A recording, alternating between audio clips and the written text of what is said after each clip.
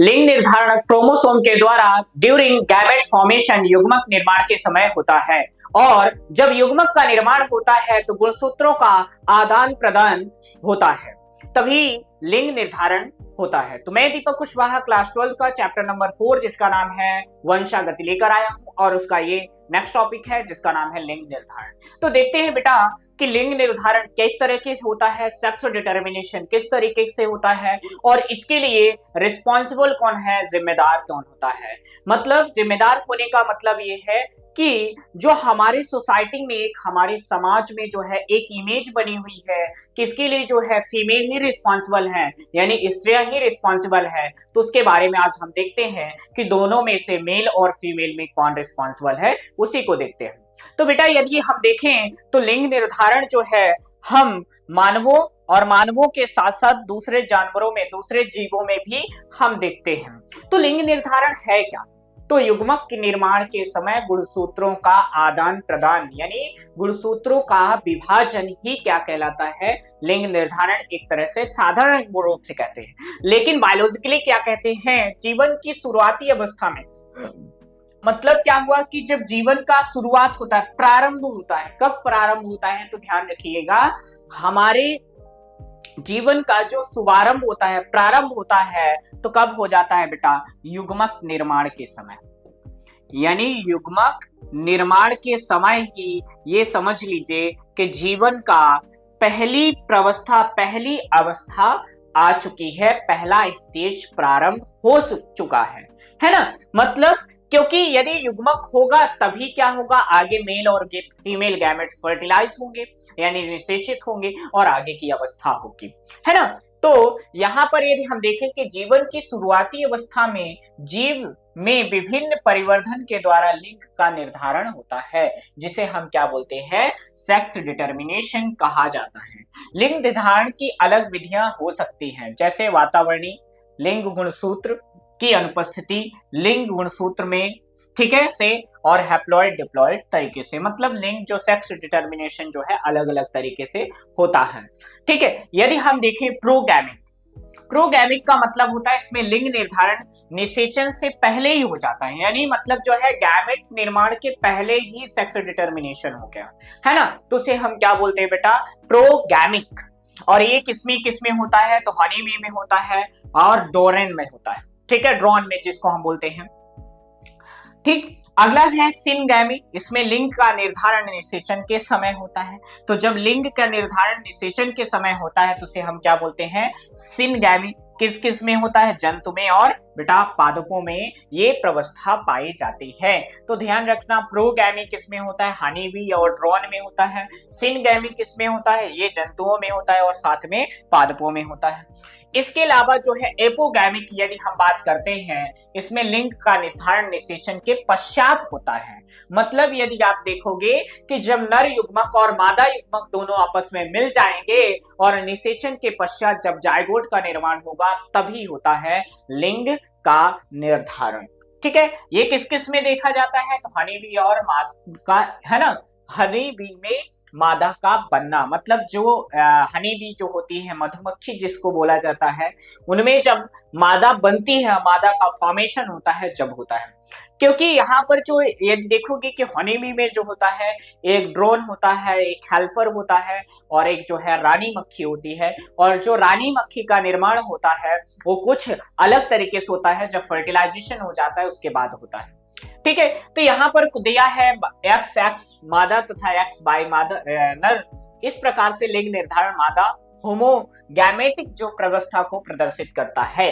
ये किसमें होता है बेटा, मादा में। तो देखिए, तो ह्यूमन में, मानव प्रजाति में, इंसानों में लिंग निर्धारण के लिए रिस्पॉन्सिबल कौन है। तो यदि हम देखें बेटा कि यहाँ पर मेल और फीमेल में लिंग निर्धारण किस तरीके से होता है, तो मान लीजिए यहाँ पर क्या है, ये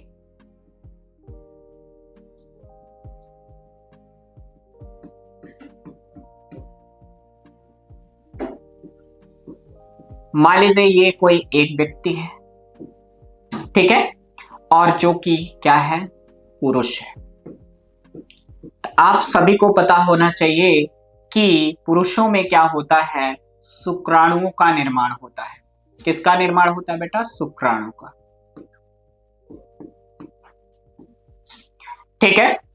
यदि हम यहाँ पर यदि हम पर्सन की बात करते हैं, दूसरे व्यक्ति की बात करते हैं, तो यहाँ पर क्या होता है, ये फीमेल है और इसमें आप सभी को पता है कि किसका फॉर्मेशन होता है? एग का, जिसका नाम होता है अंडाणु का निर्माण होता है। ठीक है, तो ये शुक्राणु है और ये बेटा क्या है? अंडाणु है। ठीक है, अब ये दोनों शुक्राणु और अंडाणु जो है आपस में क्या करते हैं? फ्यूजन करते हैं, निषेचन करते हैं। तो यदि आप देखोगे कि इस शुक्राणु में कितने गुणसूत्र होंगे, तो ध्यान रखना, यदि आप अभी देखोगे जब गैमेट का फॉर्मेशन होता है तो यहां पर 22 प्लस क्या होगा? X एंड Y होगा। ठीक है, और अंडाणु में क्या होगा? 22 प्लस X एंड X होगा।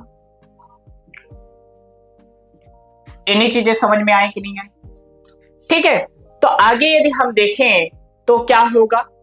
तो आगे यदि आप देखोगे तो यहां पर जो है क्या होगा? 22 प्लस XY जो है किसको प्रदर्शित कर रहा है बेटा? नर को। और यहां पर 22 प्लस X और X जो है किसको प्रदर्शित करता है? मादा को। ठीक है, लेकिन यदि यहां पर गैमेट का निर्माण होता है तो दो टाइप का गैमेट बनेगा, X एंड Y, और यहां पर गैमेट का निर्माण होता है तो यहां पर दो गैमेट बनेगा, X और X। ठीक है, तो यहां पर देखोगे तो ये क्या है? समयुग्मजीय अवस्था है और ये क्या होता है? विषमयुग्मजीय अवस्था है। ठीक है, लेकिन यहां पर यदि हम देखें तो इसका जो है इससे क्या होता है? क्रॉसिंग, तो क्या बनता है? X एंड X बनता है। इसका जो है इससे क्रॉसिंग होता है, X एंड X बनता है। लेकिन यदि आप देखोगे तो ये क्या है? 25% रेशियो शो कर रहा है, ये 25% रेशियो शो कर रहा है। लेकिन ये जो है X जो है, X और Y जो है ये 25 का रेशियो प्रदर्शित कर रहा है, और यदि यहाँ पर हम इसके देखें तो ये भी XY को प्रदर्शित कर रहा है, ये भी 25% रेशियो को प्रदर्शित कर रहा है। तो हम कुल मिला के यहाँ पर क्या देखें? तो बेटा यहाँ पर कुल मिला के यदि हमने देखा कि जो नर जो है, नर के जन्म होने की संभावना जो होती है 50% होती है, और मादा के जो है जन्म होने की जो संभावना है वो भी 50% होती है। अर्थात यदि यहाँ पर देखा जाए तो लिंग निर्धारण के लिए लिंग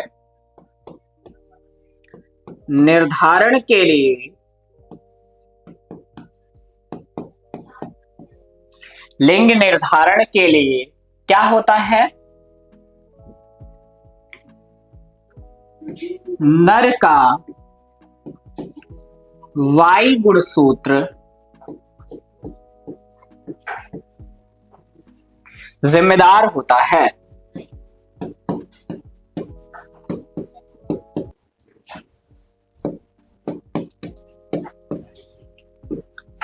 अर्थात लिंग निर्धारण के लिए जो है कौन? पुरुष का जो है कौन सा गुणसूत्र? Y गुणसूत्र जो है क्या होता है बेटा? रिस्पॉन्सिबल होता है, जिम्मेदार होता है। तो जो पुरुष है उसका जो Y क्रोमोसोम होता है बच्चा, वो रिस्पॉन्सिबल है किसके लिए?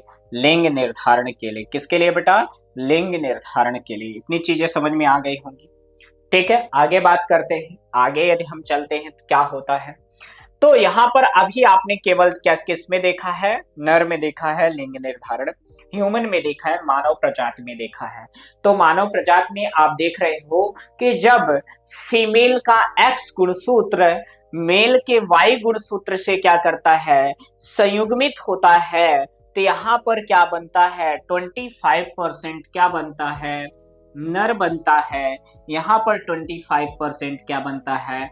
नर बनता है, यहाँ पर 25% क्या बनता है, मादा बनता है, और यहाँ पर भी किसका फॉर्मेशन होता है, मादा का। तो यहाँ पर आपको देखने को क्या मिल रहा है कि 25, 25, 25, 25 मतलब टोटल यदि आप देखोगे तो 100% है, और 100% में 50% जो है मेल प्रोड्यूस होने के चांसेस हैं, और 50% जो है फीमेल होने के चांसेस होते हैं।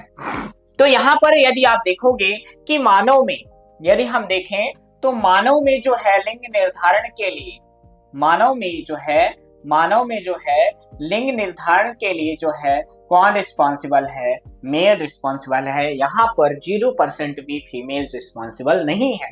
क्यों नहीं है? क्योंकि यहाँ पर यदि आप देखोगे कि मेल का जो बाई क्रोमोसोम होता है वो केवल मेल में होता है, फीमेल में नहीं होता है। समझ में आया कि नहीं है? पक्का आ गया? तो चलिए आगे की ओर बढ़ते। इसी तरह से कुछ जो है हमारे पास दूसरे एनिमल्स जो है ऑर्गेनिज्म भी हैं जिनमें लिंग निर्धारण जो है अलग अलग तरीके से होता है। यदि यहाँ पर हम देखें तो X क्या है, Z Y, W क्या है, नर, ठीक है, क्या है Z नर में क्या है और मादा में। तो Z यदि हम देखें तो क्या है, नर है, और ZW जो है क्या है, मादा है। तो यहाँ पर ZW क्या है, मादा है। यहाँ पर समझने वाली बात यह है कि यहाँ पर जो है सबसे बड़ी बात क्या है, तो यहाँ पर सबसे बड़ी बात क्या है बेटा, तो यहाँ पर नर जो होता है, नर क्या होता है, समयुग्मजी होता है, और मादा जो होता है विषम युग्मकी है।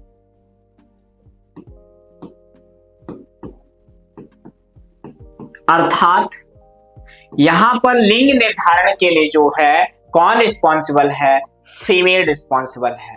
तो यहां पर यदि हम गैमेट बनाएंगे तो क्या होगा, यहां पर यदि गैमेट बनाएंगे तो क्या होगा, Z, ठीक है, यहां पर क्या होगा Z, और यहां पर क्या है ZZ, और ये क्या है W। तो यदि यहां पर जो है फीमेल के Z से होगा तो Z, और यहां से क्या होगा W, तो क्या होगा ZW, यहां से होगा तो Z, और यहां पर देखोगे तो क्या होगा ZW।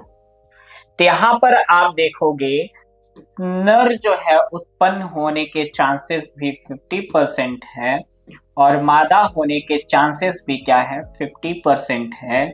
परंतु जो होता है, परंतु लिंग निर्धारण के लिए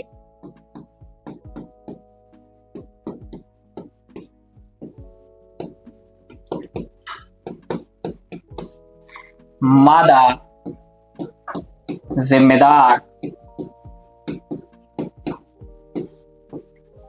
होती है, क्योंकि यहाँ पर जो W क्रोमोसोम होता है वो केवल किसमें होता है, मादा में।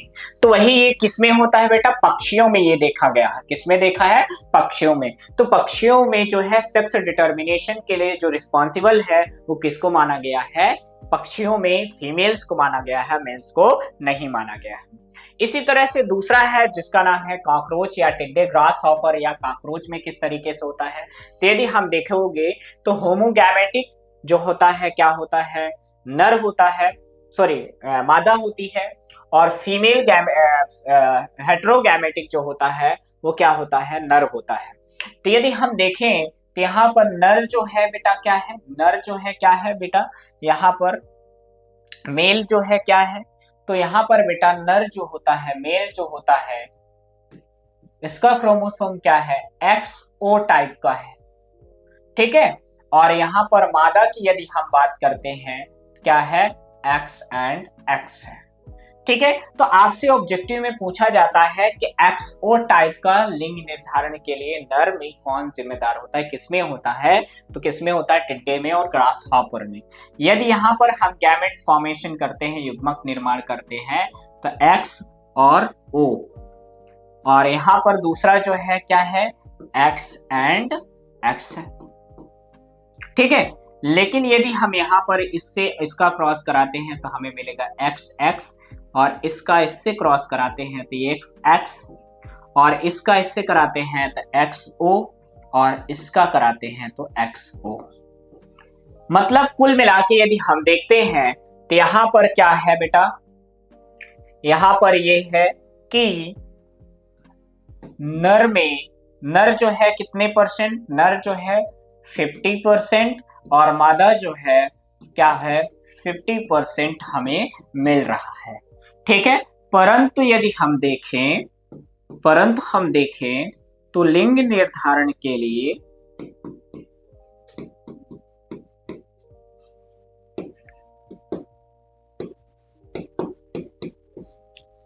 नर जिम्मेदार होता है। समझ में आया कि नहीं आया? तो यहां पर सेक्स डिटर्मिनेशन के लिए जो है रिस्पॉन्सिबल कौन है बेटा, मेल है।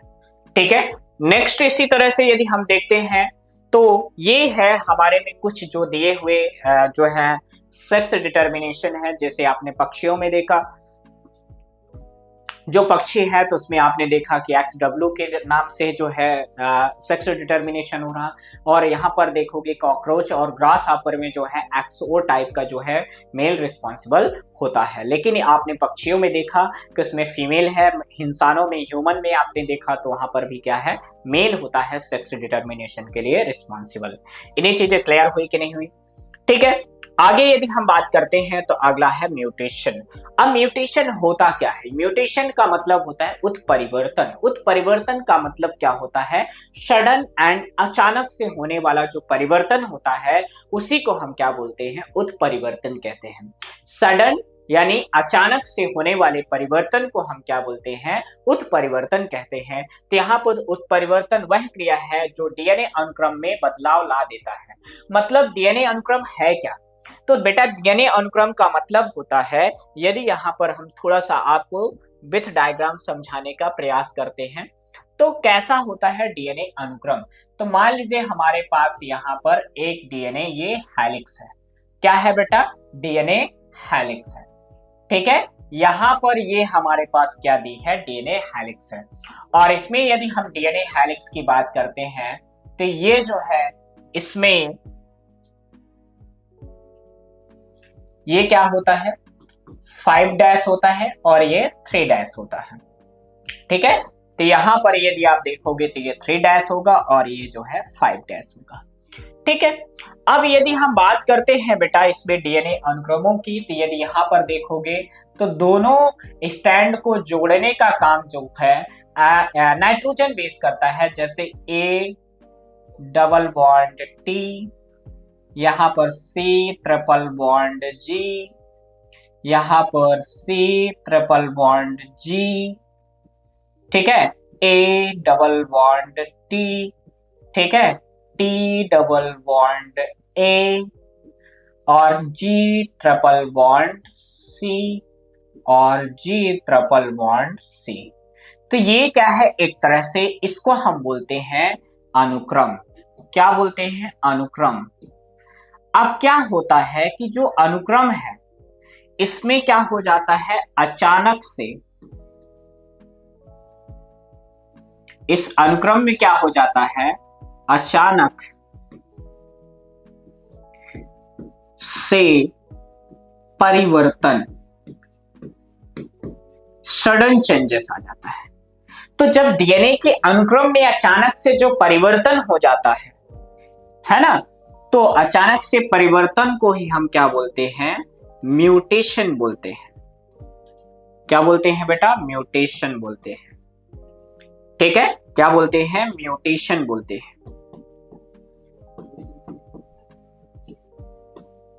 इन्हीं चीजें समझ में आई कि नहीं आई?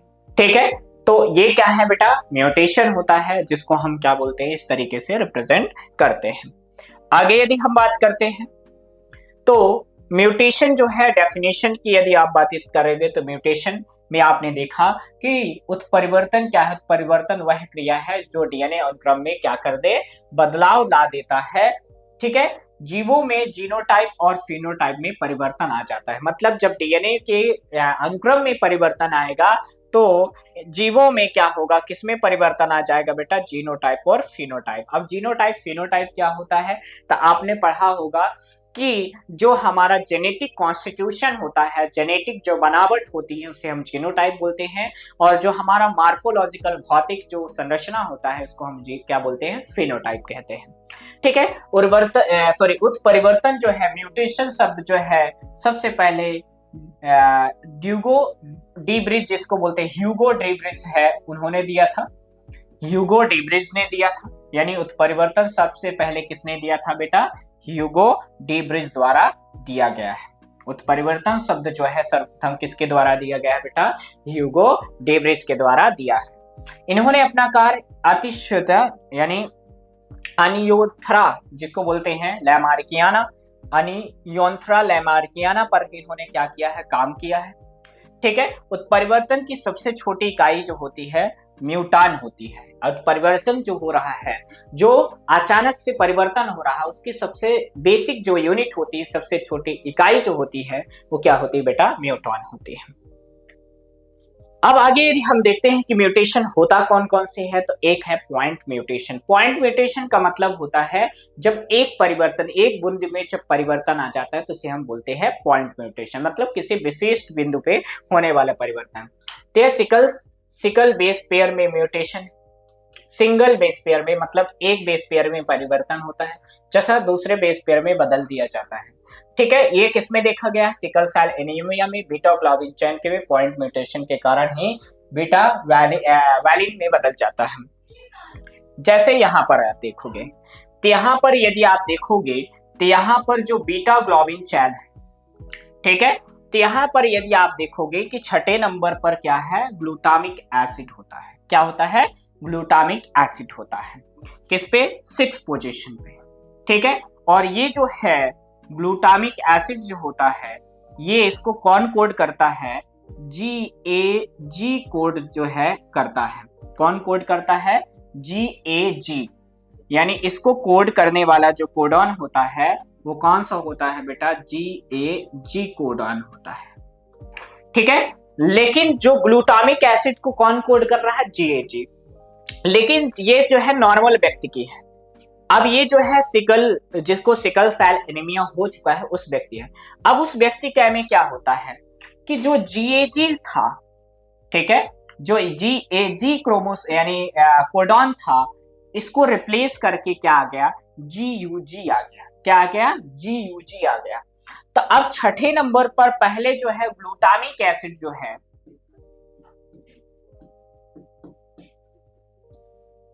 पहले जो है ग्लूटामिक अम्ल का निर्माण हो रहा था, लेकिन अब जो है किसका निर्माण होने लगा, वैलिन का निर्माण होने लगा। किसका होने लगा, वैलिन का निर्माण होने लगा।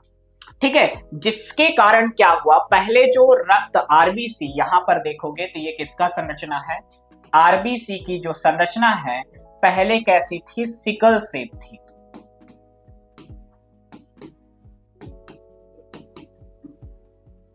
सिकल आकार की थी। ठीक है, लेकिन अब कैसे हो गई, परिवर्तित हो गई। अब ये जो है हंसिए की आकार की हो गई।